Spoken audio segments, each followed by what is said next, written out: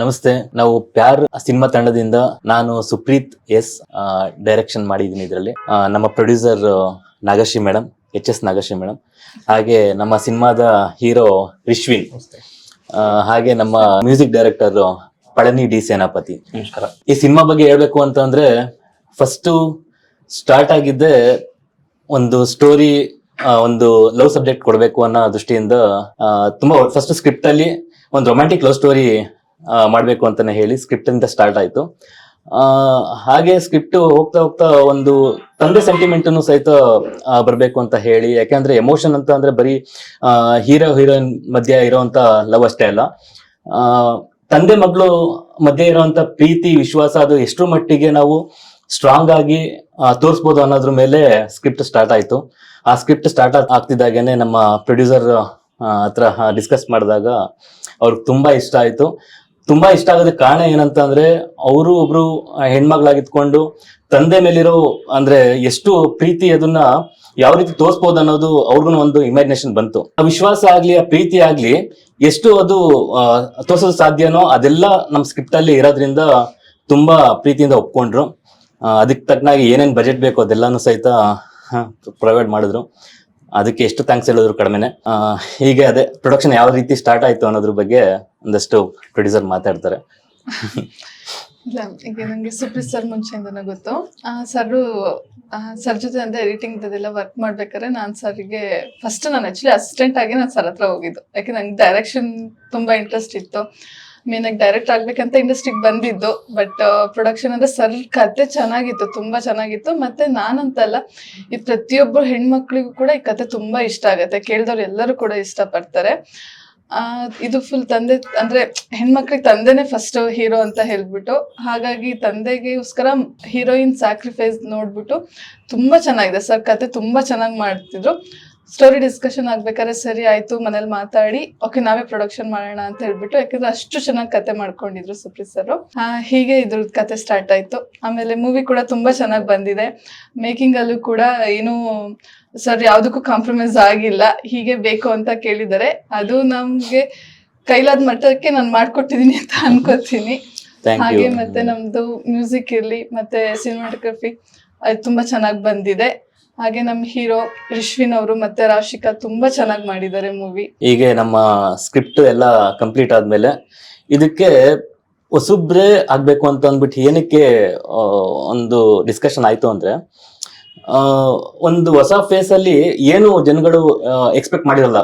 ಅಂದ್ರೆ ಇವ್ರು ಮುಂಚೆ ಈ ತರ ಇದ್ರು, ಈ ತರ ಯಾವ್ದಾದ್ರು ಒಂದು ಆಕ್ಷನ್ ಮೂವಿ ಮಾಡಿದ್ರು, ಇಲ್ಲಾಂದ್ರೆ ಕಾಮಿಡಿ ಮೂವಿ ಮಾಡಿದ್ರು, ಇಲ್ಲಾಂತಂದ್ರೆ ಯಾವ್ದಾದ್ರು ಒಂದು ಬೇರೆ ಕ್ಯಾರೆಕ್ಟರ್ ಮಾಡಿದ್ರು ಅಂತ ಯಾವ್ದೋ ಒಂದು ಇಮ್ಯಾಜಿನೇಷನ್ ಇರಬಾರ್ದು ಅನ್ನೋ ದೃಷ್ಟಿಗೋಸ್ಕರ ಒಂದು ಹೊಸ ಫೇಸ್ ತರಬೇಕು ಅಂತ ಹೇಳಿ ನಮ್ಮ ರಿಶ್ವಿನ್ ಅವ್ರನ್ನ ಕಾಂಟ್ಯಾಕ್ಟ್ ಮಾಡಿದಾಗ ಅವರು ಕತೆ ಕೇಳಿ ತುಂಬಾ ಇಷ್ಟ ಆಯ್ತು. ಆಮೇಲೆ ನಮ್ಗೆ ಎಲ್ಲದಕ್ಕಿಂತ ಹೆಚ್ಚಾಗಿ ಒಂದು ಹೈಟು ಪರ್ಸನಾಲಿಟಿ ಎಲ್ಲ ಒಂದಷ್ಟೆಲ್ಲ ಇರೋ ಒಂದು ಇಮ್ಯಾಜಿನೇಷನ್ ಇತ್ತು. ಆ ಇದ್ರಲ್ಲಿ ಒಂದು ಅಪ್ರೋಚ್ ಮಾಡಿದಾಗ ಇವ್ರನ್ನ ಭೇಟಿ ಮಾಡಿ ಇವರು ಒಪ್ಕೊಂಡ್ರು.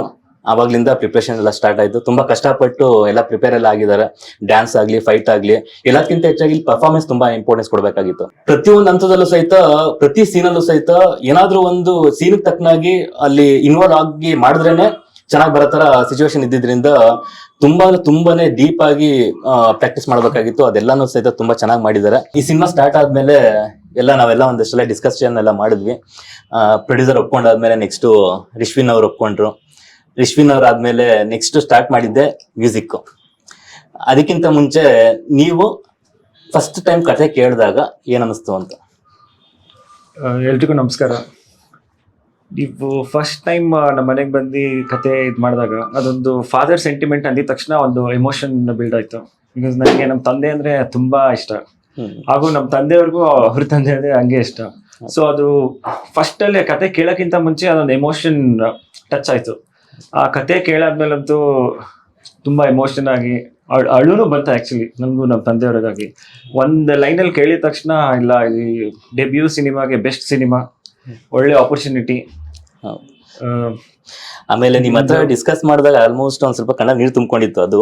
ಆಮೇಲೆ ಇನ್ನೊಂದ್ ಏನಾಯ್ತು ಅಂತಂದ್ರೆ, ನಾವು ಕತೆ ಹೇಳ್ಬೇಕಾದ್ರೆ ಫಸ್ಟ್ ಎಕ್ಸ್ಪ್ರೆಷನ್ ನೋಡ್ತಾ ಇರ್ತೀವಿ, ನಿಮ್ಗೆ ಏನ್ ಅನ್ಸ್ತು ಅಂತ. ಅಲ್ಲೇ ನಾವು ಆಲ್ಮೋಸ್ಟ್ ಒಂದ್ ಸ್ವಲ್ಪ ಏನೋ ಒಳ್ಳೆ ಚೆನ್ನಾಗಿ ಮಾಡ್ಕೊಂಡಿದ್ವಿ ಅಂತ ಕಾನ್ಫಿಡೆನ್ಸ್ ಬರುತ್ತೆ. ಅದೇ ರೀತಿ ನಮ್ಮ ಪ್ರೊಡ್ಯೂಸರ್ಗೂ ಅದೇ ರೀತಿ ಆಗಿತ್ತು.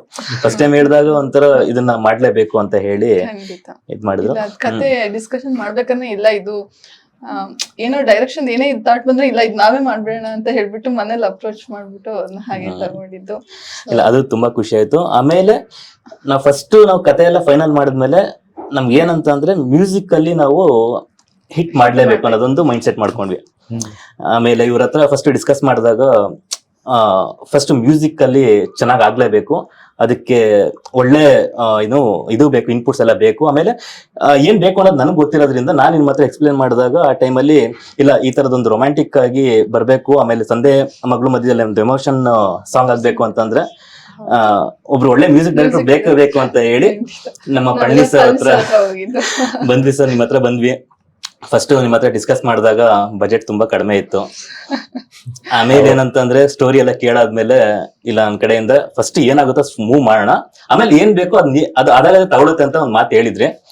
ಅದೇ ರೀತಿ ತಗೊಂಡು ಅದೇ ರೀತಿ ಇವ್ರ ಸಪೋರ್ಟ್ ಸಿಕ್ಕಿ ನಿಮ್ಗೆ ಇಲ್ಲಿ ತನಕ ಒಂದ್ ಸಾಂಗ್ ಆಗಿದೆ. ನಮ್ ಡೈರೆಕ್ಟರ್ ಇರ್ಲಿ, ಮ್ಯೂಸಿಕ್ ಡೈರೆಕ್ಟರ್ ಇರ್ಲಿ, ಮತ್ತೆ ಕ್ಯಾಮ್ರಾಮನ್ ಕೂಡ ಯಾರು ಕೂಡ ಬಜೆಟ್ ಅಲ್ಲಿ ಕಾಂಪ್ರಮೈಸ್ ಆಗಿಲ್ಲ.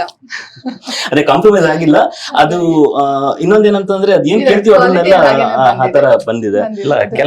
ಕೆಲವು ಪ್ರಾಜೆಕ್ಟ್ಸ್ ಹಾಗೆ ನಾವ್ ಅನ್ಕೊಂಡಕ್ಕಿಂತ ಚೆನ್ನಾಗಾಗಕ್ಕೆ ಅದೇ ಡಿಮ್ಯಾಂಡ್ ಮಾಡುತ್ತೆ. ಇವಾಗ ನೀವು ಬಂದ್ರಿ ಒಂದು ಸಾಂಗ್ ಮಾಡೋಣ, ಫಸ್ಟ್ ಒಂದು ಡ್ಯೂಯೆಟ್ ಸಾಂಗ್ ಮಾಡೋಣ ಅಂತ ಬಂದ್ರಿ, ಹೋಗ ಒಂದ್ ಫಸ್ಟ್ ಲೈನ್ ನೀವೇ ಕೊಟ್ಟಿದ್ದು, ಒಂದೇ ಮಾತಲ್ಲಿ ಹೇಳುವುದಾದ್ರೆ ಅಂತ ನೀವೇ ಹೇಳಿದ್ದ ಆ ಮಾತು. ಅಲ್ಲಿಂದನೇ ಶುರು ಆಗಿದ್ದು, ಒಂದೇ ಮಾತಲ್ಲಿ ಹೇಳುವುದಾದ್ರೆ ನಾನಿನ್ನ ಪ್ರೀತಿಸುವೆ, ಅಲ್ಲಿಂದ ಶುರು ಆಯ್ತು. ನನ್ ನೆನಪಿದೆ, ನನ್ ಗಿಟಾರ್ ಅಲ್ಲಿ ನುಡಿಸ್ದೆ, ಅದು ಹಂಗ ಕಂಟಿನ್ಯೂ ಮಾಡಿ ಹಂಗೆ ಎಸ್ಟಾಬ್ಲಿಷ್ ಮಾಡಿದ್ವಿ. ಒಂದು ಟ್ರ್ಯಾಕ್ ಸಿಂಗರ್ಸ್ ಇಟ್ಕೊಂಡ್ವಿ, ಟ್ರ್ಯಾಕ್ ಆಯ್ತು, ಎಲ್ಲ ರಿವರ್ಸ್ ಫಾರ್ಮ್ಯಾಟ್ ಅಲ್ಲಿ ಮಾಡಿದ್ವಿ. ಅಕೋಸ್ಟಿಕ್ಸ್ ಫಸ್ಟ್ ಮಾಡಿದ್ವಿ, ಆಮೇಲೆ ಪ್ರೋಗ್ರಾಮಿಂಗ್ ಮಾಡಿದ್ವಿ. ಪ್ರೋಗ್ರಾಮಿಂಗ್ ಮಾಡ್ತಾ ಮಾಡ್ತಾ ಮಾಡ್ತಾ ಒಂದ್ ಕಡೆ ಅಂಜಿಕೆ ಪ್ರೊಡ್ಯೂಸರ್ಸ್ ಯಾಕಂದ್ರೆ ನಾವು ಏನ್ ಮಾಡಿದ್ವಿ ಅಲ್ಲಿ ಇವ್ರು ಒಪ್ಕೊಂಡಿರ್ತಾನೆ. ನೆಕ್ಸ್ಟ್ ಪ್ರೊಡ್ಯೂಸರ್ ಹೋಗ್ಬಿಟ್ಟು ಈಗ ವೈಲಿನ್ ಆಗ್ತಾ ಇದೀವಿ, ಎಷ್ಟ್ ಜನ, ಒಂದು 10 ವೈಲಿನ್, 5 ವಿಯಲೋ, 2 ಚೆಲ್ಲೋ, ಒಂದು ಡಬಲ್ ಬೇಸ್, ಎಷ್ಟ್ ಜನ? 18 ಜನ ಬಜೆಟ್. ಕೇಳಕ್ ಭಯ ಅನ್ನೋದಕ್ಕಿಂತ ಸಂಕೋಚ. ಎಲ್ಲಿ ನಾವು ಅವ್ರನ್ನ ಟ್ರಬಲ್ ಮಾಡ್ತಾ ಇದೀವ, ಹಿಂಸೆ ಕೊಡ್ತಿದೀವ, ಬಟ್ ಸಾಂಗ್ ಚೆನ್ನಾಗಿ ಬರ್ಬೇಕು. ಡೈರೆಕ್ಟರ್ ಒಂದು ಕಾನ್ಫಿಡೆಂಟ್, ಈ ಸಾಂಗ್ ಹಿಟ್ ಆಗುತ್ತೆ, will decorate this song decorate. So ಏನ್ ನೋಡ 18 ಮೆಂಬರ್ಸ್ ವೈಲಿನ್ ಸ್ಟ್ರಿಂಗ್ ಸೆಕ್ಷನ್ ಇರಲಿ ಅಂದ್ಬಿಟ್ಟು ಫಿಕ್ಸ್ ಮಾಡಿದ್ವಿ. 18 ಸಾಂಗ್ಸ್ ಸೌಂಡ್ ರೆಕಾರ್ಡ್ ಮಾಡಿದ್ಮೇಲೆ ಗೊತ್ತಾಯ್ತು ವಾವ್ ಫ್ಯಾಕ್ಟರ್. ಲೈವ್ ಅಲ್ಲಿ ಇರೋ ಮಜಾನೇ ಅದು. ಏನೇ ಎಲೆಕ್ಟ್ರಾನಿಕ್ಸ್ ಅಂತ ನಾವು ಮಾಡಿದ್ರು ಇಟ್ಸ್ ಎ ಮೊನಾಟ್ನೆಸ್. ಒಂದ್ ಸೌಂಡ್ ಕೇಳುತ್ತೆ ಅಷ್ಟೇ ಹೊರತು ಫೀಲ್ ಕೇಳಲ್ಲ. ಫೀಲ್ ಬೇಕು ಅಂದ್ರೆ ಇದು. ನೆಕ್ಸ್ಟ್ ಏನ್ ಮಾಡಿದ್ವಿ, ಇದಕ್ಕೆ ವಿಲ್ ಡೆಕೋರೇಟ್ ಇಟ್ ಅಂತ ಅಂದಾಗ ಕೋರಸ್ ಬೇಕು ಅನ್ಸ್ತು. ಎಷ್ಟು ಜನ ಕೋರಸ್? 10 ಜನ ಕೋರಸ್. ಅಂದ್ರೆ ಈ ಸಾಂಗು ಡಿಮ್ಯಾಂಡೆಡ್ ಲೈಕ್ ದಟ್. ಈಗ 2 ವಾಯ್ಸ್ ಹಾಕಿ ಪೀಚ್ ಕೀಚ್ ಅನ್ನೋ ಬದಲು ಒಂದು ಒಳ್ಳೆ ರೆಸೊನೆನ್ಸ್ ಕ್ರಿಯೇಟ್ ಮಾಡೋಣ, ಒಳ್ಳೆ ಆಂಬಿಯನ್ಸ್ ಕ್ರಿಯೇಟ್ ಮಾಡೋಣ. ಎರಡು ವೈಲಿನಲ್ಲೂ ಸೌಂಡ್ ಬರುತ್ತೆ, 3 ವೈಲಿನಲ್ಲೂ ಸೌಂಡ್ ಬರುತ್ತೆ. ಒಂದು ಎನ್ಸೆಂಬಲ್ ಅಂತ ಬಂದಾಗ ನಂಬರ್ ಆಫ್ ಪ್ಲೇಯರ್ಸ್ ಇರ್ಬೇಕು, ಅವಾಗ್ಲೇ ಅದೊಂದು ಇಟ್ ಸೌಂಡ್ಸ್ ಲೈಕ್ ಅನ್ನೋ ಒಂದು ಎನ್ಸೆಂಬಲ್ ತರ. ನನಗೆ ಕಾನ್ಫಿಡೆನ್ಸ್ ಏನಂತ ಅಂದ್ರೆ, ನೀವು ಬೇಸಿಕಲಿ ಸೌಂಡ್ ಇಂಜಿನಿಯರ್ ಸರ್, ನಿಮ್ಗೆ ಔಟ್ಪುಟ್ ಇದಾಕಿದ್ರೆ ಏನ್ ಬರುತ್ತೆ ಅಂತ ಪರ್ಫೆಕ್ಟ್ ಆಗಿ ಗೊತ್ತಿರುತ್ತೆ. ಆಮೇಲೆ ಇನ್ನೊಂದ್ ಏನಂತಂದ್ರೆ ಕಂಪೇರಿಟಿವ್ ಮಾಡಿದಾಗ ಎಲ್ಲೋ ನಮ್ ಸಾಂಗ್ ಒಂದು ಚೆನ್ನಾಗಿ ಅಂತ ಅನ್ಸುತ್ತೆ. ಇವಾಗ ಆ ರೀತಿ ಇದ್ರೆ ನನ್ಗೊಂದು ಕಾನ್ಫಿಡೆನ್ಸ್ ಇದ್ದ. ನನಗೆ ವಿಷುವಲ್, ನನಗೆ ಆ ವಿಷನ್ ಇದೆ. ಫೈನಲ್ ಔಟ್ಪುಟ್ ಹಿಂಗ್ ಬರುತ್ತೆ, ಬಟ್ ನಾನ್ ಹೆಂಗ್ ಕನ್ವಿನ್ಸ್ ಮಾಡೋದು, ಡೈರೆಕ್ಟರ್ ಹೆಂಗ್ ಕನ್ವಿನ್ಸ್ ಮಾಡೋದು, ಪ್ರೊಡ್ಯೂಸರ್ ಹೆಂಗ್ ಕನ್ವಿನ್ಸ್ ಮಾಡೋದು. ಒಂದ್ ವೇಳೆ ಒಂದ್ ರೀತಿಯಲ್ಲಿ ಡೈರೆಕ್ಟರ್ನು ಕನ್ವಿನ್ಸ್ ಮಾಡಾಯ್ತು. Is accepted because is a creative director. ಏನ್ ಡೆಕೋರೇಷನ್ ಮಾಡ್ಬೇಕು ಅಂದಾಗ ಈಸ್ ರೆಡಿ, ಎಸ್ ರೆಡಿ. ಅಲ್ಲಿಗೆ ಬಂದಾಗ ನಾವು ನೆಕ್ಸ್ಟ್ ಯಾರನ್ನ ಮೀಟ್ ಮಾಡ್ಬೇಕು? ಪ್ರೊಡ್ಯೂಸರ್ ಮೀಟ್ ಮಾಡ್ಬೇಕಾದ್ರೆ ಬಟ್ ಆ ರೀತಿಲೂ ನಾವು ಸ್ಟಿಲ್ ಅವ್ರನ್ನ ಸ್ವಲ್ಪ ತೊಂದರೆ ಕೊಟ್ಟಿದೀವಿ. ಬಟ್ ಸೌಂಡ್ ಮಾತ್ರ ಕಾಂಪ್ರಮೈಸ್ ಆಗಿದೆ. ತಮಾಷೆ ಏನಂದ್ರೆ, being A sound engineer, non mix ಮಾಡಿದೆ, ಇನ್ನೊಬ್ಬ ಸೌಂಡ್ ಇಂಜಿನಿಯರ್ ನ ಮಿಕ್ಸ್ ಮಾಡಿಸಿ ಅದನ್ನ ತಗೊಂಡೋಗಿ ಮಾಸ್ಟರಿಂಗ್ ಲಂಡನ್ ಅಲ್ಲಿ ಮಾಸ್ಟರ್ ಮಾಡಿಸೋದು.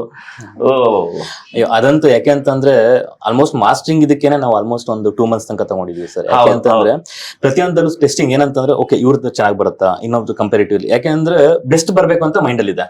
ಆಮೇಲೆ ಇನ್ನೊಂದೇನಂತಂದ್ರೆ, ಇವ್ರ ಹತ್ರ ಇವಾಗ ಲಂಡನ್ ಅಲ್ಲಿ ಮಾಡಿಸ್ತಿದೀವಿ ಅಂತ ತಕ್ಷಣ ಒಂದೇ ಸರಿ ಯಾವ ರೀತಿ ಇವಾಗ ಅದು ಶಾಕ್ ಅಂತಂದ್ರೆ ನಾರ್ಮಲ್ ಶಾಕ್ ಅಲ್ಲ, ಅದೊಂಥರ ಏನ್ ಮಾಡಕ್ ಕೊಟ್ಟಿದ್ದಾರೆ ಇವರು ಅನ್ನೋ ತರ. ಅದಲ್ದೇನೆ ಇನ್ನೊಂದೇನಂತ ನ್ಯೂ ಕಮರ್ಸ್ ಸರ್ ಇವಾಗ ಇವಾಗ ಒಂದೇನಂತಂದ್ರೆ ಇವಾಗ ನ್ಯೂ ಕಾಮರ್ಸ್ ಆದ್ರೂ ಸಹಿತ ಕ್ವಾಲಿಟಿ ಇದ್ರೆ ಜನಗಳು ನೋಡ್ತಾರೆ, ನಮ್ಮ ಆಶೀರ್ವಾದ ಮಾಡ್ತಾರೆ ಅನ್ನೋದು ಒಂದು ಇದ್ದೇ ಇರುತ್ತೆ. ಹೌದು. ಅದ್ರ ಜೊತೆಗೆ ಇನ್ನೊಂದೇನಂತಂದ್ರೆ ಅದಕ್ಕೆ ಪ್ರೊವೈಡ್ ಮಾಡೋದಕ್ಕೆ ಒಂದು ಶಕ್ತಿ ಬೇಕಲ್ಲ. ಆಮೇಲೆ ಅದು ಮನ್ಸ್ ಮಾಡ್ಬೇಕು, ಮನ್ಸ್ ಇದ್ರೂ ಸಹಿತ ಫೈನಾನ್ಷಿಯಲ್ ಜಾಸ್ತಿ ಆದಾಗ ಏನಾದ್ರೂ ಅದು ಕಷ್ಟ ಆಗುತ್ತೆ. ಇದ್ರಲ್ಲೂ ಸಹಿತ ಸಹಿಸ್ಕೊಂಡು ಮಾಡಿದ್ದಾರೆ ಎಲ್ಲ. ಏನ್ ಗೊತ್ತಾ, ಪ್ರೊಡ್ಯೂಸರ್ ಒಂದು ದೊಡ್ಡ ಥ್ಯಾಂಕ್ಸ್ ಹೇಳ್ಬೇಕು. ಬಿಕಾಸ್ ಈ ಸಾಂಗ್ ಇಷ್ಟು ಎಲಿವೇಟ್ ಆಗಕ್ಕೆ ಕಾರಣನೇ ನೀವು. ಪ್ಲಸ್ ಈ ಸಾಂಗ್ ಅಲ್ಲಿ ಏನ್ ಗೊತ್ತಾ, ಎಲ್ಲರೂ ರ್ಯಾಂಕ್ ಟೆಕ್ನಿಷಿಯನ್ ಇನ್ವಾಲ್ವ್ ಆಗಿದ್ದಾರೆ. See the finest musicians, Rahman studios play ಮಾಡಿದವರು, ಹಂಸಲೇಖ ಸರ್ ಪ್ಲೇ ಮಾಡಿದವರು, ಕವಿರಾಜ್ ಅವರು ಲಿರಿಕ್ಸ್, ಎಂತ ಸಾಲು, ಈ ನಿನ್ನ ಕೈಯಲ್ಲಿ ಎಷ್ಟು ಚೆನ್ನಾಗಿ ಬಂದಿದ್ದಾರೆ. ಅದು ನಾವು ಫಸ್ಟ್ ಅವ್ರಿಗೆ ಹೇಳಿದ್ವಿ, ನಮ್ಗೆ ಇನ್ನೊಂದು ಸಂಜೆ ವರ್ಷ ಗೀತ ಆಗ್ಬೇಕು ಇದು ಸಾಂಗ್ ಲಿರಿಕ್ಸ್ ಅಂತಾನೆ ಹೇಳಿ ಅವ್ರಿಗೆ. ಬಟ್ ಒಳ್ಳೆ ಲೈನ್ಸ್ ಕೊಟ್ಟಿದ್ದಾರೆ. ಇನ್ಸ್ಪಿರೇಷನ್ ಬಂದು ಆಕ್ಚುಲಿ ಹೇಳ್ಬೇಕು ಅಂತಂದ್ರೆ ಟ್ಯೂನ್ಸ್. ಆ ಟ್ಯೂನ್ ಕೇಳಿದ ತಕ್ಷಣ ಆಲ್ಮೋಸ್ಟ್ ಅವ್ರ ಮೈಂಡ್ ಅಲ್ಲಿ ಬಂದ್ಬಿಡ್ತು. ಆಮೇಲೆ ಇನ್ನೊಂದ್ ಏನಾಯ್ತು ಅಂತಂದ್ರೆ ಅವ್ರಿಗೂ ಒಂದು ಆ ಟ್ಯೂನು ಆ ಲೆವೆಲ್ಗೆನೆ ಅದೇ ಒಂದು ದೊಡ್ಡ ಮಟ್ಟಕ್ಕೆ ಆಗುತ್ತಾನ ಇದ್ರಲ್ಲೇನೆ ಲೈನ್ಸ್ ಗಳೆಲ್ಲ ತುಂಬಾ ಬರ್ತ್ ಕೊಟ್ರು.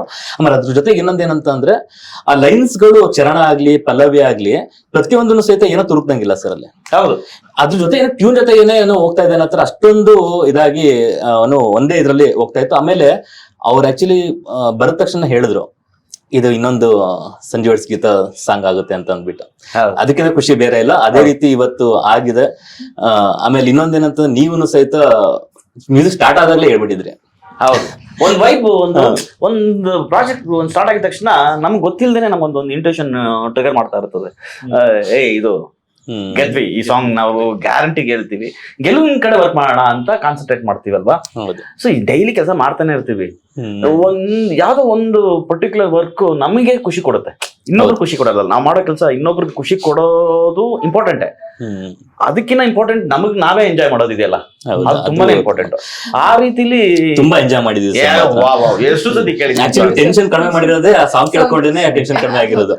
ಸರ್ದು ಕ್ರಿಯೇಟಿವ್ ಥಿಂಕಿಂಗ್ ಎಲ್ಲ ಇತ್ತು ಹೀಗೆ ಬರ್ಬೇಕಂತ. ಬಟ್ ಅಷ್ಟೇ ಚೆನ್ನಾಗಿ ಮ್ಯೂಸಿಕ್ ಡೈರೆಕ್ಟ್ರು ಸಖತ್ತಾಗಿ ಮಾಡ್ತೀವಿ. ಬಟ್ ನಂಗೆ ಪ್ರೋಗ್ರಾಮ್ ಐಡಿಯಾ ಇರ್ಲಿಲ್ಲ ಸರ್. ನೀವು ಲೈವ್ ಕೋರಸ್ ಅಂತ ಕೇಳಿದಾಗ ಓಕೆ ಕಷ್ಟ ಆಗ್ತಾ ಇತ್ತು ಅಂದ್ರೆ ಹೇಳ್ಬೇಕಂದ್ರೆ ಹೌದು ಕಷ್ಟ ಆಗಿದ್ ಹೌದು. ಬಟ್ ಔಟ್ಪುಟ್ ನೋಡಿ ತುಂಬಾ ಇಷ್ಟ ಆಯ್ತು ಸರ್. ಹಾಗಾಗಿ ಇದು ಕಷ್ಟ ಇದ್ದಿದ್ದೆಲ್ಲ ನಾನು ಲೈಫ್ ಅಲ್ಲಿ ಫಸ್ಟ್ ಟೈಮ್ ಇಷ್ಟು ವರ್ಷದಲ್ಗೆ ನಾನು ಲೊಕೇಶನ್ಗೆ ಅಂತ ಶೂಟಿಂಗ್ ನೋಡಕ್ ಹೋಗಿದ್ದು ಇದೇ ಸಾಂಗ್ ಗೋಸ್ಕರ. ನಾನ್ ನೋಡ್ದೆ ಏನ್ ಕಷ್ಟ ದೊಡ್ಡ ಕಥೆ ಹೈಯೆಸ್ಟ್ ಪೀಕ್ ಹೋಗಿ ಇವು ನಡೆಯಕ್ಕೆ ಆಗಲ್ಲ, ಉಸಿರು ಬಿಡಕ್ಕೆ ಆಗಲ್ಲ ಅಂತದ್ರಲ್ಲಿ ಓಡಿಸಿದಾರೆ ಇವ್ರನ್ನ. ಹೆಂಗಿತ್ತು ನಿಮ್ಗೆ ಓಡಿದಾಗ ಏನ್ ಅನ್ಸ್ತಾ ಇತ್ತು? ಬೈಕೊಂಡ್ರ ಡೈರೆಕ್ಟರ್ನ? ಇಲ್ಲ, ಸಿನಿಮಾ ಮಾಡ್ಲೇಬೇಕು, ಸಾಂಗ್ ಅಷ್ಟು ಚೆನ್ನಾಗಿದೆ.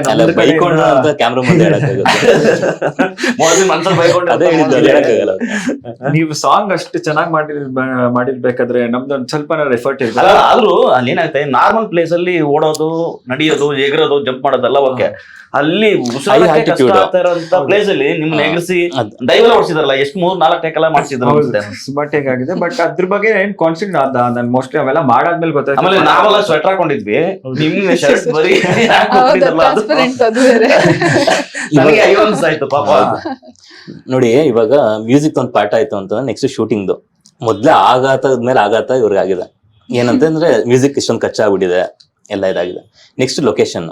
ಇವಾಗ ಸೋನು ನಿಗಮ್ ಅವರು ಆಮೇಲೆ ಶ್ರೇಯಾ ಘೋಷಾಲ್ ಅವ್ರು ಆಡಿದಾರೆ ಅಂತ ಅಂದ್ರೆ ಮ್ಯೂಸಿಕ್ ಚೆನ್ನಾಗಿ ಬಂದಿದೆ ಅಂದ್ಮೇಲೆ ಇನ್ನ ನಾರ್ಮಲ್ ಆಗಿ ಶೂಟ್ ಮಾಡಕ್ಕಾಗಲ್ಲ. ನೆಕ್ಸ್ಟ್ ಚಾಲೆಂಜಿಂಗ್ ಅದೇ. ಇನ್ನ ನೆಕ್ಸ್ಟ್ ಇವ್ರ ಹತ್ರ ಲೊಕೇಶನ್ ಅಂತ ಅಂದ್ಬಿಟ್ಟು ಡಿಸ್ಕಸ್ ಮಾಡಿದಾಗ ಅವಾಗ ಆ ಶಾಕಿಂಗ್ ನೋಡಕ್ಕೆ ಹೋಗ್ಲಿಲ್ಲ. ನಾನು ಡೈರೆಕ್ಟ್ ಮೀಟ್ ಮಾಡಿಲ್ಲ, ರಿಯಾಕ್ಷನ್ ಕೇಳಕ್ಕಿಂತ ಮುಂಚೆನೆ ಕಟ್ ಮಾಡ್ಬಿಟ್ಟೆ. ಆಮೇಲೆ ನೆಕ್ಸ್ಟ್ ಕಾಲ್ ಮಾಡಿದೆ ನೆಕ್ಸ್ಟ್ ಡೇ ಏನಕ್ಕೆ ಅಂತಂದ್ರೆ ಅದೆಲ್ಲ ಸುಧಾರಿಸ್ಕೊಂಡು ಆಮೇಲೆ ಸ್ವಲ್ಪ ಕೂಲ್ ಆಗಿ, ಯಾಕಂದ್ರೆ ಅವಾಗಾಯ್ತು ಅಂತಂದ್ರೆ ಏನ್ ಬೇಕಾದ್ರೂ ಅದು ಮಾತು ಇದ್ ಬಂದ್ಬಿಡುತ್ತದು. ಆಮೇಲೆ ನೆಕ್ಸ್ಟ್ ಡೇ ಎಲ್ಲ ಇದ್ ಮಾಡಿದಾಗ ಇವ್ರನ್ನೆಲ್ಲ ಯೋಚನೆ ಮಾಡಿ ಆಮೇಲೆ ಇವರು ತುಂಬಾನೇ ಇದಿದೆ ಅಂದ್ರೆ ಚೆನ್ನಾಗಿ ಮಾಡ್ಬೇಕು ಅಂತ. ಬಟ್ ಏನಂದ್ರೆ ಒಂದ್ ಸ್ವಲ್ಪ ಫೈನಾನ್ಷಿಯಲ್ ಇದಂತಂದಾಗ ಎಕ್ಸ್ಟ್ರೀಮ್ ಹೋಗ್ಬಿಟ್ಟಿರುತ್ತೆ. ಇನ್ನೂ ಅದು ಹಾಕ್ಬೇಕು ಅಮೌಂಟ್ ಅಂತ ಅಂದಾಗ ಬರೋದು ಏನಂತಂದ್ರೆ ಇದರಿಂದ ಎಷ್ಟು ಯೂಸ್ ಆಗುತ್ತೆ, ಇದರಿಂದ ರಿಟರ್ನ್ಸ್ ಹೇಗೆ ಅನ್ನೋದು ಒಂದು ಯೋಚನೆ ಇದ್ದೇ ಇರುತ್ತೆ. ಬಟ್ ಇವ್ರು ಏನಂತ ಯೋಚನೆ ಮಾಡಿದ್ರು ಅಂದ್ರೆ ಇಲ್ಲ ಒಂದ್ ಚೆನ್ನಾಗಿ ಮಾಡ್ತು ಅಂದ್ರೆ ಜನಗಳು ನೋಡ್ತಾರೆ, ಆಶೀರ್ವಾದ ಮಾಡ್ತಾರೆ ಅನ್ನೋ ಒಂದು ಕಾನ್ಫಿಡೆನ್ಸ್ ಮೇಲೆ ಜಸ್ಟ್ ಲೊಕೇಶನ್ ಅಂತ ಅಂದ್ಬಿಟ್ಟು ಅದು ಫಾರಿನ್ ಲೊಕೇಶನ್ ಅಂತ ಅಂದ್ಬಿಟ್ಟು ಫಿಕ್ಸ್ ಆಯ್ತು ಫಸ್ಟ್. ಅದೇನಂದ್ರೆ ಇಲ್ಲಿ ಎಕ್ಸ್ಪೆಕ್ಟೇಷನ್ ಇಲ್ದೇನೆ ಡೈರೆಕ್ಟರ್ ವಿಜುವಲಿ ಅವರು ಚೆನ್ನಾಗಿ ಮಾಡಿಸ್ತೀನಿ ಹೀಗೆ ಮಾಡ್ತೀನಿ ಅಂತ ಹೇಳ್ಬಿಟ್ಟು ಬೆಸ್ಟ್ ಕೊಟ್ಬಿಟ್ರು ಸರ್. ನೀವು ಮ್ಯೂಸಿಕ್ ದಿ ಬೆಸ್ಟ್ ಕೊಟ್ಬಿಟ್ರಿ.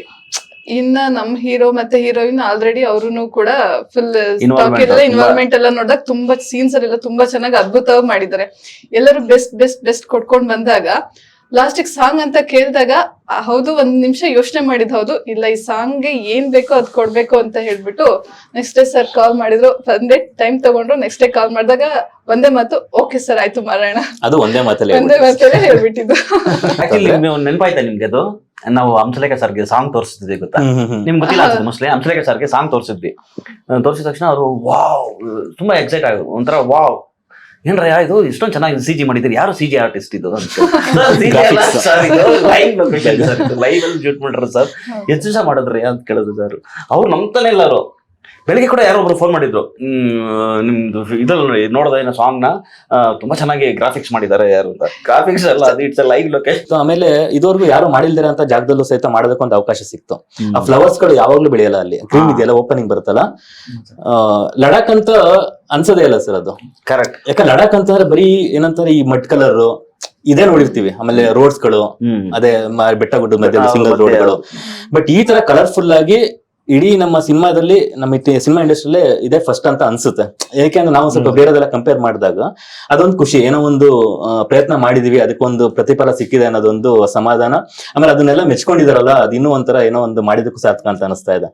ಈ ತರ ಲೊಕೇಶನ್ ಹೋದ್ಮೇಲೆ ಇನ್ನೊಂದೇನಂತಂದ್ರೆ ಹೈ ಆಲ್ಟಿಟ್ಯೂಡ್ ಆರ್ಟಿಸ್ಟ್ ಗಳದ್ದು ಪಾಪ ಇವ್ರನ್ನ ಏನಂತಂದ್ರೆ ಇದಕ್ಕಿಂತ ಮುಂಚೆ ಪ್ರಾಕ್ಟೀಸ್ ಮಾಡಿದ್ರು ಸರ್. ಏನಂತಂದ್ರೆ ರಿಹರ್ಸಲ್ ಎಲ್ಲ ಮಾಡ್ಬೇಕಾದ್ರೆ ಹೈ ಸ್ಪೀಡ್ ಮಾಡ್ಬೇಕು ಅಂತ ಅಂದಾಗ ಸಾಂಗ್ ಸ್ಪೀಡ್ ಆಗಿ ಹೋಗ್ತಿರುತ್ತೆ. ಆ ಸ್ಪೀಡ್ ತಕ್ಕನಾಗಿ ಇವರು ಇದು ಮ್ಯಾನೇಜ್ ಮಾಡಿದ್ರೆ ಅದು ಹೈ ಸ್ಪೀಡ್ ಬಂತಲ್ಲ, ಹೈ ಸ್ಪೀಡ್ ಶೂಟ್ ಬಂತಲ್ಲ, ಅದು ನೀವ್ ಹೆಂಗೆ ಪ್ರಾಕ್ಟೀಸ್ ಮಾಡಿದ್ರಿ? ಅದು ಡಬಲ್ ಸ್ಪೀಡ್ ಅಲ್ಲಿ ಆಡ್ಬೇಕಲ್ಲ ನೀವು? ಅಂದ್ರೆ ಅದು ರಿಹರ್ಸಲ್ ಟೈಮ್ ಅಲ್ಲಿ ಮಾಡ್ಬೇಕಾದ್ರೆ ಅಲ್ಲ, ಆಕ್ಚುಲಿ ಸಾಂಗ್ ಒಂದ್ ಸ್ಪೀಡ್ ಅಲ್ಲಿ ಹೋಗ್ತಾ ಇರುತ್ತೆ, ನಿಮ್ಗೆ ಶೂಟ್ ಬಂದು ಹೈ ಸ್ಪೀಡ್ ಅಲ್ಲಿ ಶೂಟ್ ಮಾಡ್ತಾ ಇದಾರೆ. ಬಟ್ ನೀವು ಹೆಂಗೆ ಅದಕ್ಕೆ ಹೊಂದ್ಕೊಂಡ್ರಿ? ಹೆಂಗೆ ಡಬಲ್ ಸ್ಪೀಡ್ ಅಲ್ಲಿ? ಅದನ್ನ ಪ್ರಾಕ್ಟೀಸ್ ಮಾಡಿ ಅಂದ್ರೆ ಸಾಂಗ್ ಒಂದು 5x ಅಲ್ಲಿ ಆಡ್ತಾ ಇರ್ಬೇಕು. ಒಂದೇ ಮಾತಲ್ಲಿ ಹೇಳ್ತಾರೆ, ಒಂದೇ ಮಾತಲ್ಲಿ ಅವಾಗ ಇನ್ನೊಂದೇನಾದ್ರು ಗೊತ್ತಾ ಸರ್ ಅಲ್ಲಿ, ಅದ್ರ ಜೊತೆ ಫಾಸ್ಟ್ ಆಗಿ ಹೇಳೋದಂದ್ರೆ ಅಲ್ಲ, ಲಿಪ್ ಸಿಂಕ್ ಆಗ್ಬೇಕಲ್ಲ. ಅದು ಬರೀ ಕ್ಲೋಸ್ ಶಾರ್ಟ್ಸ್ ಅಲ್ಲಿ ಕ್ಲೋಸ್ ಅಲ್ಲಿ ಇದ್ದಾಗ ಸ್ವಲ್ಪ ಲಿಪ್ ವೈಡ್ ಅಲ್ಲಿ ಗೊತ್ತಾಗಲ್ಲ, ಅದು ಚಿಲಿ ಗೊತ್ತಾಗಲ್ಲ. ಕ್ಲೋಸ್ ಅಲ್ಲಿ ಬಂದಾಗ ಹೌದು, ಅದಕ್ಕೆಲ್ಲ ರಾಹುಲ್ ಮಾಸ್ಟರ್ ಹೆಲ್ಪ್ ಮಾಡ್ಕೊಟ್ರು. ಆಲ್ಮೋಸ್ಟ್ ಒಂದು ನೋಡಿ ಹೇಳ್ಬೇಕು, ಸ್ಟೆಪ್ಸ್ ಅದೊಂದು ಪ್ರಾಕ್ಟೀಸ್ ಅಂತಂದ್ರೆ ನಿಜವಲ್ಲೂ ಕಷ್ಟ ಇರೋದು ಈ ತರದ ಸಾಂಗ್ಗಳೇ ಸರ್. ಏನಕ್ಕೆ ಅಂತಂದ್ರೆ ಪ್ರತಿಯೊಂದು ಮೂವ್ಮೆಂಟ್ಸ್ ಆಗ್ಲಿ, ಆ ಸ್ಟೈಲ್ ಆಗ್ಲಿ ಅದು ಬರ್ಲೇಬೇಕು. ಇಲ್ಲ ಸ್ಟೈಲ್ ಬರ್ಲಿಲ್ಲ ಅಂತ ಅಂದ್ರೆ ನಿಜವಾಗ್ಲೂ ಅದೊಂಥರ ಆರ್ಟಿಫಿಷಿಯಲ್ ಅಂತ ಅನ್ಸ್ಬಿಡುತ್ತೆ. ಆ ರೀತಿ ಇದ್ರಲ್ಲಿ ಒಂದ್ ಸ್ವಲ್ಪ ಎಲ್ಲ ಈ ಸಾಂಗ್ ಡಿಮ್ಯಾಂಡ್ಸ್ ಡ್ಯಾನ್ಸ್ ಅಲ್ಲ, ಎಕ್ಸ್ಪ್ರೆಷನ್, ಫೀಲ್ ವಿತ್ ಮೂವ್ಮೆಂಟ್ಸ್ ಗಳು, ಅಂದ್ರೆ ಸ್ಮೂತ್ ಮೂವ್ಮೆಂಟ್ಸ್ ಗಳು. ಈ ಸಾಂಗ್ ಓವರ್ ಡ್ಯಾನ್ಸ್ ಅದೆಲ್ಲ. ಹೀರೋಯಿನ್ ರಾಶಿಕಾ ಶೆಟ್ಟಿ ಅವರಂತೂ ನಿಜವಾಗ್ಲೂ ಈ ಪ್ರಾಜೆಕ್ಟ್ ಗಂತೂ ಒಂಥರ ಅವರು ಒಂಥರ ಧಾರಣೆ ಎಳ್ದ್ಬಿಟ್ಟಿದ್ದಾರೆ. ಕರೆಕ್ಟ್, ನಾನು ನೋಡಿದೆ ಆ ಸೀನು, ನಾನು ನೋಡಿದೆ. ಇದು ಇದಾಗಿ ಫೈಂಟ್ ಆಗಿ ಬಿದ್ದೋದ್ರಲ್ಲ. ಹೌದು, ನೋಡಿ ಏನಾಗುತ್ತೆ ಅಂತಂದ್ರೆ ಅಲ್ಲಿ ಹೈ ಆಲ್ಟಿಟ್ಯೂಡ್ ಹೋಗ್ತಾ ಹೋಗ್ತಾ ಮೇಲೆ ಹೋಗ್ತಿರ್ತೀವಲ್ಲ, ಆಲ್ಮೋಸ್ಟ್ 4 ಕಿಲೋಮೀಟರ್ಸ್ ತನಕ ಇಟ್ಟಿರ್ತೀವಿ. ಆಕ್ಸಿಜನ್ ಕಡಿಮೆ ಆದಷ್ಟು ಅಲ್ಲಿ ಸ್ವಲ್ಪ ಜಾಸ್ತಿ ಮೂವ್ಮೆಂಟ್ ತಗೊಂಡ್ರು ಸಹಿತ ತಲೆ ಸುದ್ದಿ. ನಮಗೂ ಎಕ್ಸ್ಪೀರಿಯನ್ಸ್ ಆಯ್ತು. ನಮ್ಮ ಮೇಕಪ್ ಮೆನ್ ಅವ್ರನ್ನು ಸಹಿತ ಮಧ್ಯರಾತ್ರಿ 3 ಗಂಟೆಗೆ ಉಸಿರಾಡಕ್ಕಾಗ್ದೇನೆ ಇದು ಬಿದ್ದೋಗ್ಬಿಟ್ಟಿದೆ. ಮಧ್ಯರಾತ್ರಿ ಎದ್ಬಿಟ್ಟು ಉಸಿರಾಡಕ್ಕಾಗ್ತಿಲ್ಲ ಅಂತ ಎದುರುಗಡೆ ಬಂದ್ರು. ಅವ್ರಿಗೆಲ್ಲ ಸ್ವಲ್ಪ ಟ್ರೀಟ್ಮೆಂಟ್ ಕೊಟ್ಟು ಆಕ್ಸಿಜನ್ ಎಲ್ಲ ಇವರೆಲ್ಲ ಇದು ಮಾಡಿದ್ರು, ಪ್ರೊವೈಡ್ ಮಾಡಿಸಿದ್ರೆಲ್ಲ. ಆಮೇಲೆ ಏನಾಯ್ತು ಅಂತಂದ್ರೆ ಹೀರೋಯಿನ್ ಲಾಸ್ಟ್ ದಿನ ಏನಾಯ್ತು ಅಂತಂದ್ರೆ ಹಿಂಗೆ ಓಡೋದೊಂದು ಇದಿತ್ತು, ಹಂಗೆ ಇದಾಗ್ತಿದ್ದಂಗೆ ಅಲ್ಲೇ ಏನು ಮಾಡಕ್ಕೆ ಆಗಿಲ್ಲ. ಆಮೇಲೆ ಹಾಸ್ಪಿಟ್ಲಿಗೆ ಅಡ್ಮಿಟ್ ಆಗಿ ನಮ್ಗೊಂದು ಅರ್ಧ ದಿನ ಇದಾಯ್ತು. ಆಮೇಲೆ ಆ ಅರ್ಧ ದಿನ ಕವರ್ ಮಾಡೋದಕ್ಕೋಸ್ಕರ ನೆಕ್ಸ್ಟ್ ಇನ್ನೊಂದ್ ದಿನ ಕಂಟಿನ್ಯೂ ಆಯ್ತು. ಈ ತರದೆಲ್ಲ ಫೇಸ್ ಮಾಡಿ ಅಂದ್ರೆ ನಾವ್ ಏನೋ ಒಂದು ನೆನಪಿದೆ ಸರ್. ಆಕ್ಚುಲಿ ನಮ್ ಡೈರೆಕ್ಟರ್ ಹೇಗೆಂದ್ರೆ ಶೂಟಿಂಗ್ ಬಿಫೋರ್ ಪ್ಯಾಕಪ್ ಆದ್ಮೇಲೆ ಕಾಲ್ ಮಾಡೋದು. ಸೊ ಅವತ್ತು ಹೀರೋಯಿನ್ ಬಿದ್ದೋಗಿದ್ರಲ್ಲ, ಹಾಸ್ಪಿಟಲ್ ಕರ್ಕೊಂಡು ಹೋಗಿದ್ದಾರೆ. ಆಫ್ಟರ್ನೂನ್ ಕಾಲ್ ಬಂತು, ನಂಗೆ ಕಾಲ್ ಬರ್ತಾ ಇದೆಯಲ್ಲ ಅಂತ ಹೇಳ್ಬಿಟ್ಟು ಜಸ್ಟ್ ಎತ್ಕೊಂಡು, ಹಾ ಸರ್ ನಾನ್ ಕ್ಯಾಶುವಲ್ ಶೂಟಿಂಗ್ ಚೆನ್ನಾಗಿ ನಡೀತಾ ಇದೆಯಾ ಸರ್ ಅಂದಾಗ, ಇಲ್ಲ ರಾಶಿಕಾಗೆ ಹಾಸ್ಪಿಟಲ್ ಕರ್ಕೊಂಡು ಹೋಗಿದ್ದಾರೆ, ಟ್ರೀಟ್ಮೆಂಟ್ ನಡೀತಾ ಇದೆ ಅಂದಾಗ, ಅಯ್ಯೋ ಒಂದೇ ಸಲ ಎಷ್ಟು ಟೆನ್ಷನ್ ಆಗೋಯ್ತು ಅಂದ್ರೆ ಏನಾಯ್ತು ಅಂತ ಹೇಳ್ಬಿಟ್ಟು ಆಮೇಲೆ ಎಲ್ಲ ಮಾತಾಡಿದಾಗ ಅವ್ರ ತಾಯಿಯವ್ರ ಜೊತೆಲಿದ್ರು, ಅವ್ರಿಗೆ ಕಾಲ್ ಮಾಡಿ ಎಲ್ಲ ಮಾತಾಡಿದಾಗ, ಇಲ್ಲ ಇವಾಗೆಲ್ಲ ಓಕೆ, ಡ್ರಿಪ್ಸ್ ಎಲ್ಲ ಹಾಕಿದ್ದಾರೆ. ಆಮೇಲೆ ರಾಶಿಕಂಗ್ ಕೊಟ್ಬಿಟ್ಟು, ಬಟ್ ರಾಶಿಕಾ ಒಂದೇ ಮತ್ತು ಮ್ಯಾಮ್ ನಾನು ರೆಡಿ ಇದ್ದೀನಿ, ನಾನು ಹೋಗ್ಬಿಟ್ಟು ಮಾಡ್ತೀನಿ. ನಾ ಇಲ್ಲ ರಾಶಿಕಾ ಆದ್ರೆ ರೆಸ್ಟ್ ಮಾಡಿ ನೋಡೋಣ, ಸ್ವಲ್ಪ ಗ್ಯಾಪ್ ಆಗ್ಬಿಟ್ಟು ಮಾಡೋಣ ಅಂತ ಹೇಳ್ಬಿಟ್ಟು ಟೈಮ್ ತಗೊಳ್ಳಿ, ರೆಸ್ಟ್ ಮಾಡಿ ಅಂದಾಗ ಅವ್ರು ಇಲ್ಲ ಮ್ಯಾಮ್ ನಾನು ರೆಡಿ ಇದೀನಿ, ಪರ್ಫೆಕ್ಟ್, ನನ್ನಿಂದ ಇದಾಗದ್ ಬೇಡ, ನಾನ್ ಮಾಡ್ತೀನಿ ಅಂತ ಹೇಳ್ಬಿಟ್ಟು ಸರ್ ಹಾಸ್ಪಿಟಲ್ ಅಡ್ಮಿಟ್ ಆಗೋದಂತಂದ್ರೆ ಶೂಟಿಂಗ್ ನಮ್ದು ಇನ್ನೂ ಒಂದು 30% ಬ್ಯಾಲೆನ್ಸ್ ಇತ್ತು. 30% ಬ್ಯಾಲೆನ್ಸ್ ಇವಾಗ ನಾವು ಅಷ್ಟೊಳಗಡೆ ಮುಗಿಸ್ಲೇಬೇಕು ಅನ್ನೋದೊಂದು ಇರುತ್ತೆ. ಬಟ್ ಇವರು ಆಕ್ಚುಲಿ ಇವ್ರು ಆಗಿರೋ ಇದಕ್ಕೆ ಒಂದು 2 days ಆದ್ರೆ ರೆಸ್ಟ್ ಬೇಕಾಗಿತ್ತು ಸರ್. ಆ ಥರ ಫುಲ್ಲು ಇದು ಹೆಲ್ತ್ ಇಶ್ಯೂಸ್ ಆಗಿತ್ತು.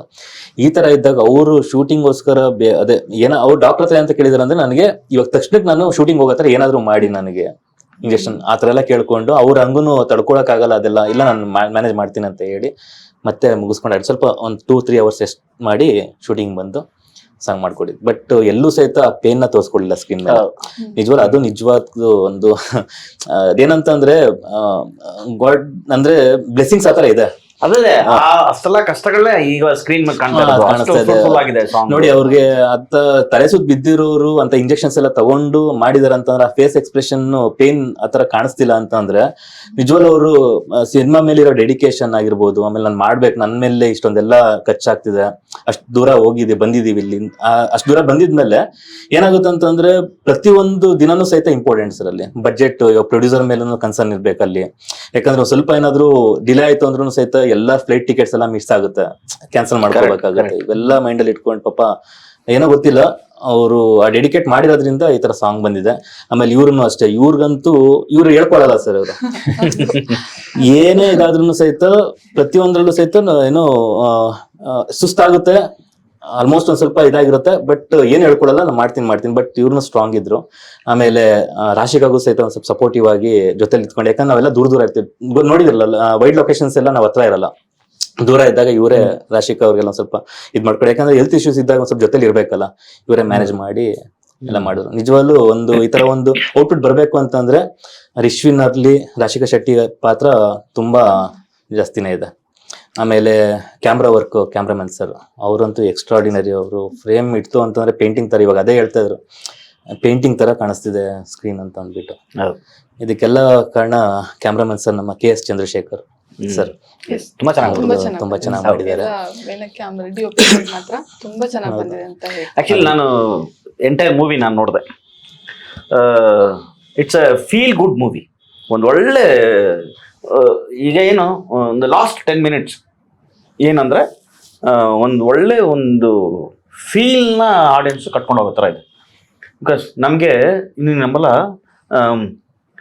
ಒಂದು ದಿವಸಕ್ಕೆ ಎಷ್ಟು ನಿಮಿಷ ಮಾಡ್ತಾ ಇದ್ವಿ ಬ್ಯಾಕ್ಗ್ರೌಂಡ್ಸ್ BGM ವರ್ಕು 4 minutes. ಇಡೀ ಹೌದು ಸಿನಿಮಾ ಒಂದು 2.5 ಗಂಟೆ ಇದ್ರೆ ಒಂದು ದಿವಸಕ್ಕೆ ಮುಗಿತಾ ಇದ್ದಿದ್ದೆ 4 ನಿಮಿಷ ಅಷ್ಟೇ. ನಮ್ಗೆ ಹಂಗ್ ನೋಡಿದಾಗ 35 ದಿವಸ ಪ್ರೋಗ್ರಾಮಿಂಗ್, ಬರೀ ಪ್ರೋಗ್ರಾಮಿಂಗ್ಗೆ basic skeletal programming 35 days. Still ಈ ಮಧ್ಯೆ ಒಂದ್ ಹೇಳ್ತೀನಿ, ನಂಗೆ 10 days ಅಲ್ಲಿ ಮುಗಿಸ್ತೀನಿ ಅಂತ ಹೇಳ್ಬಿಟ್ಟು ಇವ್ರು ಹೋಗಿದ್ದು ಚೆನ್ನೈಯಲ್ಲಿ. 10 days ಅಲ್ಲಿ ಆಗಿಲ್ಲ, ಜಸ್ಟ್ 10 days ಇಲ್ಲ 35 days ಆದ್ರೂ ನಾನು ಓಕೆ ಇವರಿಂದ ಚೆನ್ನೈಯಿಂದ ಬರ್ತಾ ಇಲ್ಲ ಸೊ ವರ್ಕ್ ನಡೀತಾನೆ ಇತ್ತು. ಬಟ್ ಏನಂತಂದ್ರೆ ಇವರು ಎಷ್ಟೇ ಈ ತರ ಹೇಳಿ ಈ ತರ 1:4 times ಆದ್ರೂ ಸಹಿತ ಆ ಟೈಮಲ್ಲಿ ಫುಲ್ ಇದಾಗಿ ಮತ್ತೆ ಮರ್ತದ್ಮೇಲೆ ಮತ್ತೆ ಇನ್ನೊಂಥರ ಇದೇ ತರ ಜಾಸ್ತಿ ಆಗ್ತಾನೆ ಇತ್ತು. ಬರೀ ಸಾಂಗ್ ಅಷ್ಟೇ ಅಲ್ಲ, ಶೂಟಿಂಗ್ ಅಲ್ಲೂ ಹಂಗೆ ಆಯ್ತು. ಆಲ್ಮೋಸ್ಟ್ ಒಂದು more than 50 ಇದ್ರದ್ದು ಆ ತರದ ಒಂದು ವಿಷಯಗಳು ಈ ತರ ಜಾಸ್ತಿ ಆಗಿದೆ ವಿಷಯಗಳಲ್ಲಿ. ನಿಜ ಹೇಳ್ತಾ ಇದೀನಿ, ಇವತ್ತೆಲ್ಲರೂ ಕೂಡ ಅವಾಗ ಓಕೆ ಇದ್ರದ್ದೇನೋ ಅನ್ಸ್ತಾ ಇತ್ತು, ಬಟ್ ಎಲ್ಲರೂ ಕಾಲ್ ಮಾಡೋದಂದ್ರೆ ಒಂದೇ ಮಾತಲ್ಲಿಂದಾನೇ ಸ್ಟಾರ್ಟ್ ಮಾಡ್ತಾರೆ. ಹಲೋ ಹೇಳ್ತಾ ಇಲ್ಲ ಯಾರು, ಕಾಲ್ ಮಾಡಿದಾಗ ಸಾಂಗ್ ಹೇಳ್ಬಿಟ್ಟು ಲಿರಿಕ್ಸ್ ಹೇಳ್ಬಿಟ್ಟು ಸಾಂಗ್ ಸೂಪರ್ ಆಗಿದೆ, ಸಖತ್ ಆಗಿದೆ ಅಂತ ಹೇಳ್ಬಿಟ್ಟು ಎಂಡ್ ಆಫ್ ದ ಡೇ ಈ ಮಾತು ಕೇಳಿದಾಗ, ಏನೋ ನಾವು ಒಂದು ಪ್ರಾಜೆಕ್ಟ್ ಮಾಡ್ತಾ ಇದೀವಿ, ಅದಕ್ಕೊಂದು ಇನ್ವೆಸ್ಟ್ ಮಾಡ್ತಾ ಇದೀವಿ ಅಂದಾಗ ಇವ್ರ ವಿಶಸ್ ಇರುತ್ತಲ್ಲ ಸರ್, ತುಂಬಾ ಚೆನ್ನಾಗಿ ಮಾಡ್ಕೊಟ್ಟಿದ್ರು ಔಟ್ಪುಟ್ ಅಂತ ಹೇಳ್ಬಿಟ್ಟು, ಅದು ನನ್ಗೆ ಸ್ಯಾಟಿಸ್ಫ್ಯಾಕ್ಷನ್ ಸಿಕ್ತು. ಒಂದೇ ಮಾತಲ್ಲ ಹೇಳಿದ್ರೆ ನಮ್ಗೆಲ್ಲ ಕಷ್ಟ ನೋವೆಲ್ಲ ಬರೀತು ಅಂತ ಆಡಿಯನ್ಸ್ ಹೇಳ್ಕೊಂಡು ಹೋಗ್ಬೇಕು. ಇದೊಂದು ಇದಾಯ್ತು ಅಂದ್ರೆ ನೆಕ್ಸ್ಟ್ ಇನ್ನ ಸಿಂಗರ್ಸ್ ಗಳ ವಿಷಯಕ್ಕೆ ಬಂತು ಅಂದ್ರೆ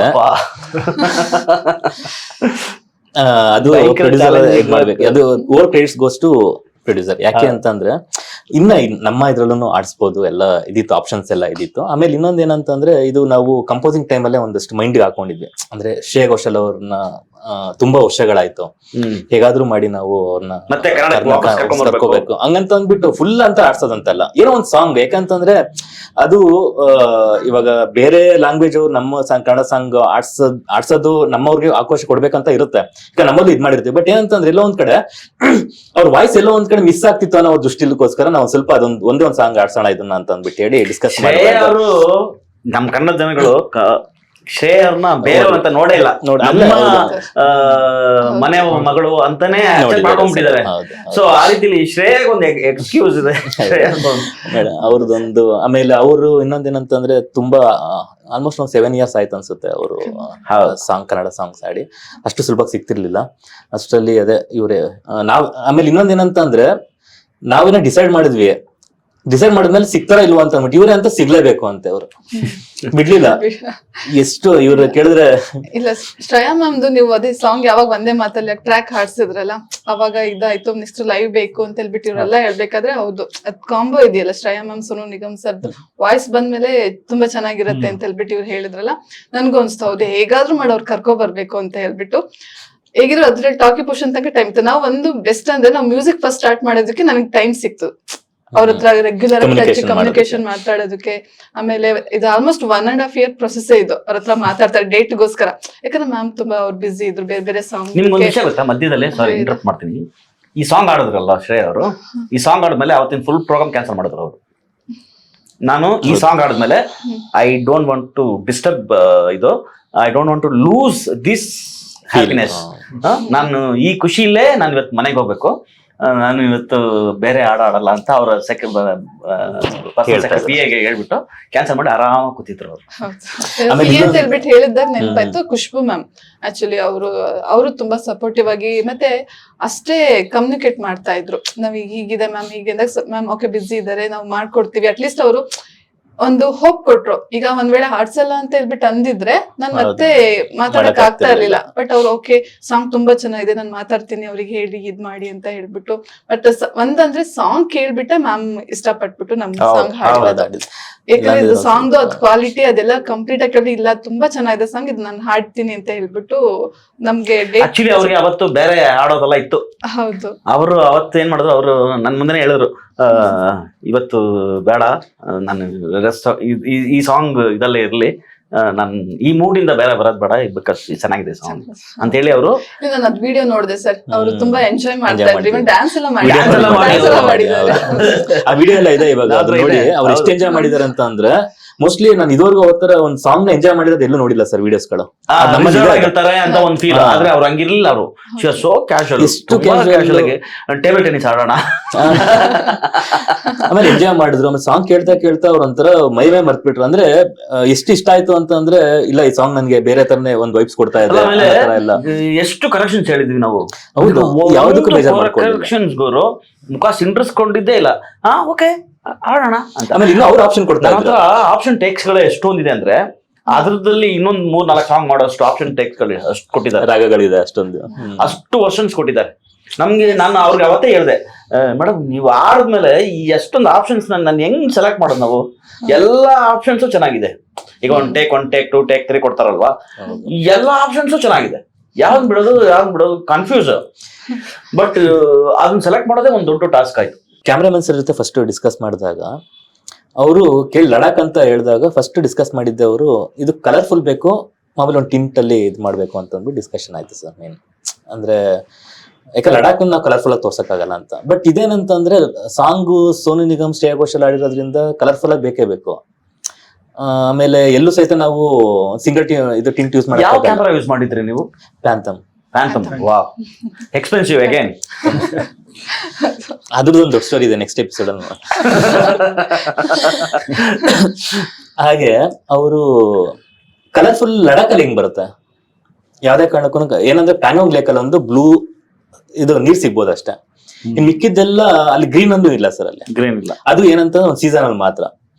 ಈ ತರ ಎಲ್ಲ ಕ್ಯಾಮ್ರಾಮನ್ ಸರ್ ಜೊತೆ ಡಿಸ್ಕಸ್ ಮಾಡಿದಾಗ ಕ್ಯಾಮ್ರಾಮನ್ ಸರ್ ಹೇಳಿದ್ರು, ನೀವೊಂದು ಓಪ್ಸ್ ಇಟ್ಟಿದ್ರಲ್ಲ ಕಲರ್ಫುಲ್ ಆಗ್ಬೇಕು ಅಂತ ಅಂದ್ಬಿಟ್ಟು ನಾನು ಮಾಡ್ಕೊಡ್ತೀನಿ, ಇದುವರೆಗೂ ಯಾರು ತೋರಿಸ್ದಿರೋ ತರ ನಾನೊಂದು ಟಿಂಟನ್ ಮಾಡ್ಕೊಡ್ತೀನಿ, ಕಲರ್ಫುಲ್ ಆಗಿ ಸಾಂಗ್ ಮಾಡ್ಕೊಡ್ತೀನಿ ಅಂತ ಅಂದ್ಬಿಟ್ಟು ಅವ್ರು ಹೇಳಿ ಅವ್ರೊಂದು ಕಾನ್ಫಿಡೆನ್ಸ್ ಕೊಟ್ಟಾಗ್ಲೇನೆ ನಾನು ಪ್ರೊಡ್ಯೂಸರ್ ಹತ್ರ ಡಿಸ್ಕಸ್ ಮಾಡಿ, ಪ್ರೊಡ್ಯೂಸರ್ಗೂ ನನ್ಗೂ ನಂಬಿಕೆನೇ ಇಲ್ಲ ಹೆಂಗ್ ಬರುತ್ತೆ ಲಡಾಖ್, ಬೇಕಾದ್ರೆ ಸ್ವಿಟ್ಜರ್ಲೆಂಡ್ ಅಲ್ಲಿ ಬೇಕಾದ್ರೆ ನಾವು ಕಲರ್ಫುಲ್ ಆಗಿ ತೋರಿಸಬಹುದು, ಇನ್ನು ಬೇರೆ ಬೇರೆ ಲೊಕೇಶನ್ಸ್ ಎಲ್ಲ. ಬಟ್ ಲಡಾಖ್ ಅಲ್ಲಿ ಏನ್ ಕಲರ್ಫುಲ್ ಆಗಿ ತೋರ್ಸಕ್ ಸಾಧ್ಯ? ಅದು ಆ ಕಾನ್ಫಿಡೆನ್ಸ್ ಕೊಟ್ಟಿದ್ದೆ ಇವಾಗ ಔಟ್ಪುಟ್ ಬಂದಿರೋದು. ಅದು ಆ ಕಾನ್ಫಿಡೆನ್ಸ್ ಕ್ಯಾಮ್ರಾಮನ್ ಸರ್ ಮಾತ್ರ ಇತ್ತು. ನಾವೊಂದು ಕೇಳಿದಕ್ಕೆ ಇಲ್ಲ ಅಂದೇನೆ ಆ ತರ ಒಂದು ನಿಜವಾಗ್ಲೂ ಆ ಪಿಕ್ಚರ್ ಚೇಂಜ್ ಮಾಡ್ಕೊಟ್ಟಿರೋದಕ್ಕೆ ನಿಜವಾಗ್ಲೂ ಅವ್ರಿಗೆ ಎಷ್ಟು ಥ್ಯಾಂಕ್ಸ್ ಹೇಳಿದ್ರು ಕಡಿಮೆನೆ.